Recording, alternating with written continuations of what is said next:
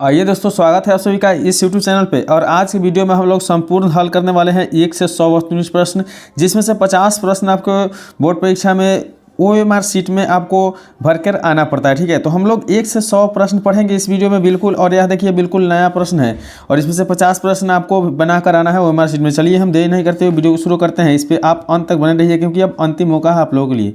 तो देखिए सबसे पहला प्रश्न दिया हुआ है कि यदि भाग एल्गोरिथम में a बराबर BQ प्लस R है, जहाँ a के मान 72 और b के मान कितना है 9 है और q बराबर 8, तो r के मान क्या होना चाहिए। ठीक है, तो हम लोग इसको हल करके तब देखेंगे इसका ऑप्शन क्या है। तो जैसे कि आप लोग देखें कि a के मान 72 है, तो a का मतलब हुआ कि भाज्य 72 दिया हुआ है। वही अब हम लोग देखेंगे कि भाजक b कितना है, तो 9 है। तो चलिए 9 अठे कितना होता है, तो 9 अठे 72 होता है।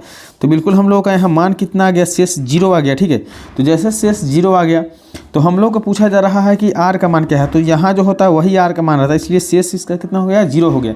तो ऑप्शन आपका जो है सी बिल्कुल करेक्ट आंसर हो गया है, इसलिए ऑप्शन इसका सी। एक का ऑप्शन कितना हो गया, सी हो गया। आपको समझ लेना। ठीक है, चलिए अब दूसरी प्रश्न देखते हैं। दूसरी प्रश्न देखिए, दूसरी में प्रश्न आप लोग देख पा रहे हैं दिया हुआ है कि मसा ए बी गुने लसा, मसा ए बी गुने क्या है, मसा जो है ए बी गुने लसा ए बी का मान क्या होता है। तो ये तो फार्मूला आप लोग पढ़े होंगे कि मसा और लसा का मान क्या होता है। तो मसा और लसा का मान होता है दो संख्याओं का गुणनफल। ठीक है, तो ए में गुना कर देंगे बी से, इसका मतलब क्या हो जाएगा, ए बी इसका सही आंसर हो जाएगा। तो ए बी का ऑप्शन कौन सा है, तो आपका बिल्कुल बी ऑप्शन सही हो जाएगा। इसका ऑप्शन जो है बिल्कुल बी हो जाएगा। ठीक है, तो 2 का ऑप्शन बी हो जाएगा। चलिए अब तीसरा नंबर प्रश्न हल करेंगे। तो तीसरा प्रश्न आप लोग देख पा रहे हैं दिया हुआ है कि रूट 15 क्या है। तो आप लोग जैसे कि देख पा रहे हैं कि रूट में 15 होता है तो क्या है, तो रूट में 15 है, इसका वर्गमूल नहीं निकलने वाला है। तो जो इसका वर्गमूल नहीं निकलता है रूट के अंदर रहता है क्या होता है, अपरिमेय संख्या होता है। अगर वही रूट 15 बाहर निकलने वाला होता है तो क्या होता है, परिमेय संख्या होता है। चलिए चौथा नंबर प्रश्न देखिए। चौथा नंबर प्रश्न यहाँ दिया हुआ है कि 124 के अभाज्य गुणनखंड में 2 का घातांक है। तो चलिए हम लोग 124 का पहले अभाज्य गुणनखंड निकालते हैं। ठीक है, तो 2 से लगाते हैं तो कितना हो जाएगा, 62। वही 2 से लगाएंगे तो 31। आपसे 2 का घात पूछा जा रहा है, तो यहाँ 2 गुने कितना आ गया, 31। इसका मतलब है कि 2 के स्क्वायर गुने 31। तो यहाँ जो है कंप्लीटली आपका 2 का घात कितना आ गया, तो 2 आ गया। तो 2 कितने ऑप्शन में है, तो ऑप्शन बी बिल्कुल सही हो जाएगा। ऑप्शन बी आपको भर कर आना है, बिल्कुल सही देख पा रहे हैं कि 2 है ऑप्शन बी में। ठीक है, चलिए 5वें नंबर प्रश्न देखिए। 5वें नंबर प्रश्न यहाँ दिया हुआ है आपको। 5वें प्रश्न में दशमलव का जो है पहचानना है। दिया हुआ कि निम्नलिखित में कौन सा भिन्न का दशमलव प्रसार शांत होगा। अर्थात शांत का मतलब होता है जो 2 और 5 के रूप में अगर आए हर का गुणनखंड, तभी हम समझते हैं कि शांत होता है। ठीक है, तो बिल्कुल हम लोग बारी बारी से करके देखेंगे। तो 105 को पहले करके देखते हैं। ठीक है, तो 105 को हम लोग करके देखेंगे। तो यहाँ देख पा रहे हैं कि यहाँ 3 से लगाने के बाद हमारा 35 आ गया। तो ठीक है, तो 3 तो आना ही नहीं चाहिए, तो यह होगा ही नहीं। दूसरा नंबर देखते हैं, तो 77/210 है। तो 210 का हम लोग गुणनखंड निकालेंगे तो 2 से कितना हो जाएगा, 105 और 3 से 35। ठीक है, फिर इसमें भी 3 आ गया, ये भी नहीं होगा। अब हम लोग सी नंबर देखते हैं। सी कितना है, 88 है। तो 2 से 44, 2 से 22, 2 से 11, फिर यहाँ 11 आ गया, तो ये भी नहीं है।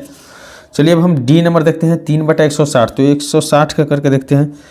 तो 160 का हो जाएगा 80, 2 से करेंगे तो 40, फिर 2 से करेंगे तो 20, फिर 2 से करेंगे तो कितना हो जाएगा 10, फिर 2 से करेंगे तो 5। इसका मतलब है कि 2 और 5 के रूप में आ रहा है, इसलिए यह क्या होगा, बिल्कुल शांत होगा। ऑप्शन डी बिल्कुल सही हो जाएगा।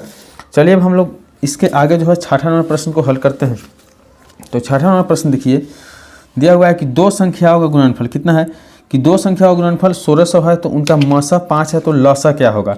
तो जैसे कि आप जानते हैं कि लसा LCM बराबर क्या होता है, 2 संख्याओं का गुणनफल और बटा में HCF। तो HCF कितना है, तो HCF यहाँ देख पा रहे हैं कि 5 दिया। ठीक है, अब 5 से 1600 में भागा दे दीजिए। ठीक है, तो 5 जैसे भागा देंगे 5 × 15 हो जाएगा 1 0, 5 दूनी कितना हो जाएगा 10, और 0 उतरा भागा नहीं लेते हैं। इसका मतलब 320 इसका करेक्ट आंसर होना चाहिए।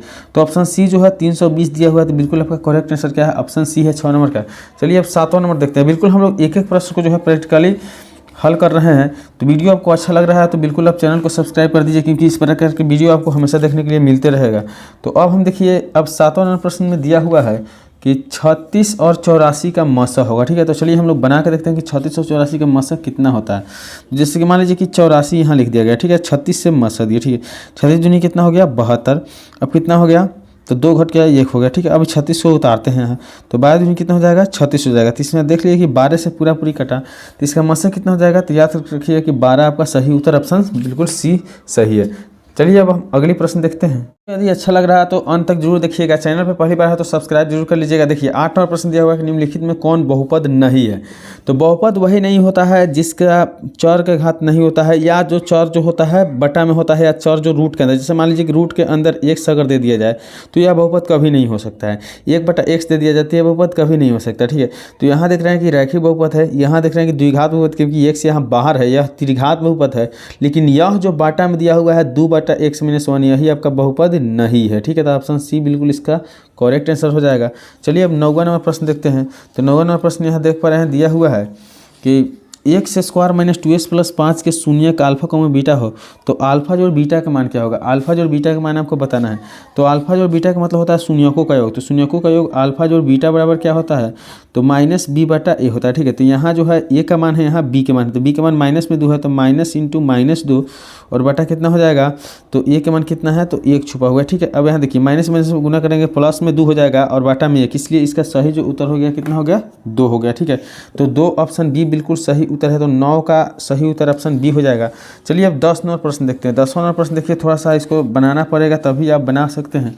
10वां नंबर प्रश्न यहाँ दिया हुआ है कि x² - 2x - 3 का शून्य कौन होगा। ठीक है, तो हम लोग पहले क्वेश्चन लिखते हैं कि x² - 2x - 3 का शून्य क्या होता है। ठीक है, तो शून्य निकालने के लिए जैसे कि यहाँ दिया हुआ है, तो इसको हम ए मानेंगे, इसको b इसको c, तो एक ac फैक्टर तुरते हैं। तो a के जगह पर x² और c के जगह पर -3 है। ठीक है, गुना करेंगे तो -3x² हो जाएगा। ठीक है, और -3x² को 2 पार्ट में बांटना है ताकि जोड़े तब भी 2x और घटाए तभी भी 2x। ठीक है, तो एक जगह हम मान लीजिए कि यहाँ लिख दीजिए, जोड़ने घटाने पे आपको 2x आना चाहिए। ठीक है, लोग क्या करेंगे कि सबसे पहले यहाँ 3 एक जगह हम लोग कर देंगे 3x और एक जगह कर देंगे -x। ठीक है, अब इसे माइनस कर लेंगे, इसे प्लस कर लेंगे। क्यों, क्योंकि देखिए यहाँ जो मान दिया हुआ है -2 है, तो माइनस लाने के लिए हम बड़ा वाला संख्या को माइनस करेंगे और छोटा वाला को प्लस। ठीक है, और गुना करते हैं तो माइनस से प्लस गुना करेंगे माइनस, और 3 का 3 और x में x²। ठीक है, अब इसके बदले में हम लिखेंगे x² - 3x + x - 3 = 0। ठीक है, इस दोनों में कॉमन, इस दोनों में कॉमन। ठीक है, अब देखिए x को बाहर कर लीजिए तो यहाँ बच गया x - 3, वही यहाँ एक कॉमन के रूप में निकाल लेते हैं तो यहाँ x - 3 हो जाता है, बराबर कितना हो जाएगा, 0। ठीक है, अब देखिए 2 पार्ट करिए, क्योंकि एक बार x - 3 बाहर हो गया और एक बार बच गया x + 1 बराबर क्या हो गया, 0। ठीक है, यहाँ से x - 3 बराबर एक बार 0, एक बार x + 1 बराबर 0, तो x का मान कितना हो जाएगा, दाहिने जाके 3 और x का मान दाहिने जाके -1। तो आपका जो कंप्लीट शून्य जो निकल गया, एक 3 आ गया, एक -1 आ गया। ठीक है, इसलिए ऑप्शन देख रहे हैं, ऑप्शन यहाँ सी बिल्कुल सही उत्तर है। तो इस प्रकार के और वीडियो देखने के लिए आप मेरे चैनल को सब्सक्राइब कर लीजिए और बेल आइकन को जरूर प्रेस कर लीजिएगा। चलिए मिलते हैं अगले वीडियो में, तब तक के लिए बाय।